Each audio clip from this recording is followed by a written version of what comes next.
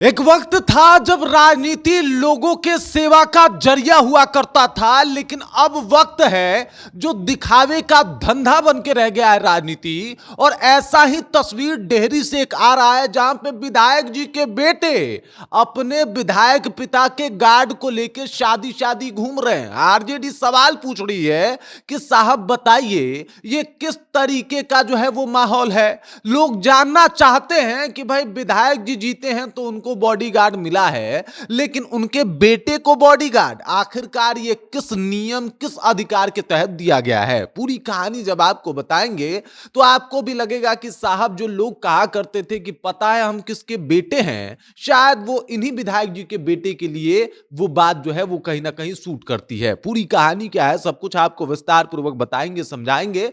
लेकिन उससे पहले मेरा परिचय जान लीजिए। मेरा नाम है रजत और आप जनता जंक्शन देख रहे हैं। देख लीजिए, कोई भी विधायक जीतता है तो बॉडीगार्ड के तौर पे उसे बॉडीगार्ड दिया जाता है, प्रोवाइड किया जाता है। सरकारी बॉडीगार्ड जो है वो सरकार अपने खर्चे पे देती है, और वो इसलिए देती है क्योंकि जनता ने आपको चुना है।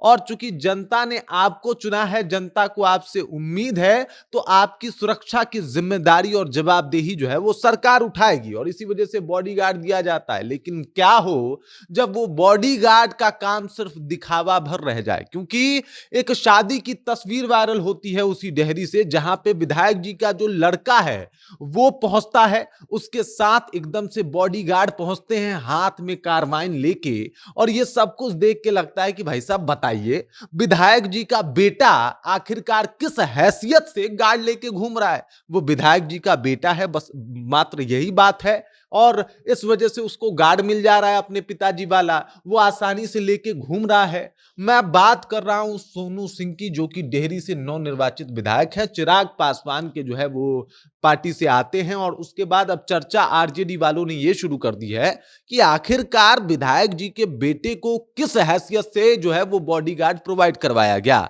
हर तरफ इस बात की चर्चा है, क्योंकि जिस शादी में ये विधायक जी का बेटा पहुंचा है वहां पे विधायक सोनू सिंह का नामो निशान नहीं है। मतलब उस शादी समारोह में जो विधायक जी थे वो गैर हाजिर थे, और ऐसे में जब विधायक जी वहां थे नहीं तो उनके गार्ड वहां पे क्या कर रहे थे? तो उनके गार्ड कर रहे थे उनके बेटे की सुरक्षा। तस्वीरें देख सकते हैं आप, उनके गार्ड किस तरीके से यहाँ पे देख सकते हैं, बॉडीगार्ड जो है वो खड़ा है और उनके बेटे की जो है वो सुरक्षा कर रहा है। आप साफ तौर पे देख लीजिए, ये तस्वीरें बता रही है कि भाई साहब देख लीजिए, ये जो पहले राजनीति का मकसद और मतलब हुआ करता था वो कितना भिन्न और अलग हो गया है। पहले लोग राजनीति में आते थे कि लोगों की सेवा की जाए, लेकिन अब बस उसका मकसद एक ही है कि राजनीति इसलिए जो है वो करनी चाहिए ताकि गाड़ी के सामने विधायक लिख सकें, लोगों को जो है वो फोन करके ये बता सके कि पता है तुमको हमारा बाप कौन है, और ज्यादा से ज्यादा अगर और आगे बढ़े तो अपने पिताजी का गार्ड जो है वो अपने साथ घुमा लें।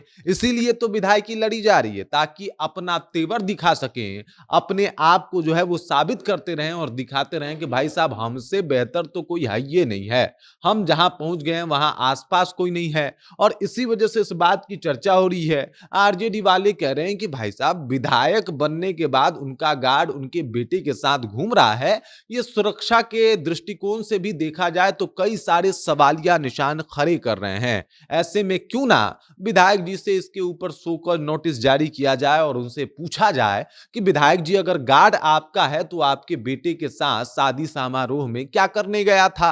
अगर आप इसका जवाब दे दे तो ठीक, नहीं तो आगे की आपके ऊपर विभागीय कार्रवाई जो है वो की जाए। क्योंकि अगर आप अपने गार्ड जो आपके निजी सुरक्षा के लिए, आपके पर्सनल सिक्योरिटी गार्ड हैं, वो वैसे में आप अपने बेटे के साथ उनको भेज रहे हैं, तो इसका क्या मतलब है, इसका क्या माने है। कई सारे सवाल खड़े हो रहे हैं कि भाई साहब बेटा जो गार्ड को लेके घूम रहा है उसके हाथ में जो है वो देख सकते हैं किस तरीके का अत्याधुनिक जो है वो हथियार है, और उसके साथ जो है इस तरीके से घूमना मतलब कहीं ना कहीं सुरक्षा के दृष्टिकोण से देखा जाए या फिर जो नियम है उस नियम के दृष्टिकोण से देखा जाए, दोनों तौर पे गैर कानूनी है। और ऐसे में कहीं ना कहीं ये जानकारी होनी चाहिए कि विधायक जी ने किस हैसियत से अपने बेटे को गार्ड दिया है। पूरी कहानी तो यही है साहब। हालांकि इस एआई के युग में ये कंफर्म कर देना कि भाई साहब फोटो एकदम से सही है, ये भी गलत होगा। जब तक अंतिम प्रमाण नहीं आता है तब तक इस बात के ऊपर एकदम से पूरा का पूरा 100% भरोसा कर लेना गलत होगा। लेकिन इस रवैये से प्रशासन के ऊपर सवाल तो खड़े होने शुरू हो गए हैं। साथ ही साथ एनडीए के तौर तरीकों के ऊपर जो आरजेडी उठा रही है कि भाई साहब देख लीजिए, एनडीए वाले ऐसे करते हैं। अब एनडीए वाले कैसे इस फजीहत से बचेंगे, वो भी एक बड़ा सवाल है। बाकी इस खबर, इस जानकारी को लेकर आप क्या सोचते हैं? आपके जहन में क्या कुछ चल रहा है? कृपया कमेंट कीजिए और अपना विचार हम तक पहुंचा दीजिए। बाकी आप देख रहे हैं जनता जंक्शन और मेरा नाम रजत है।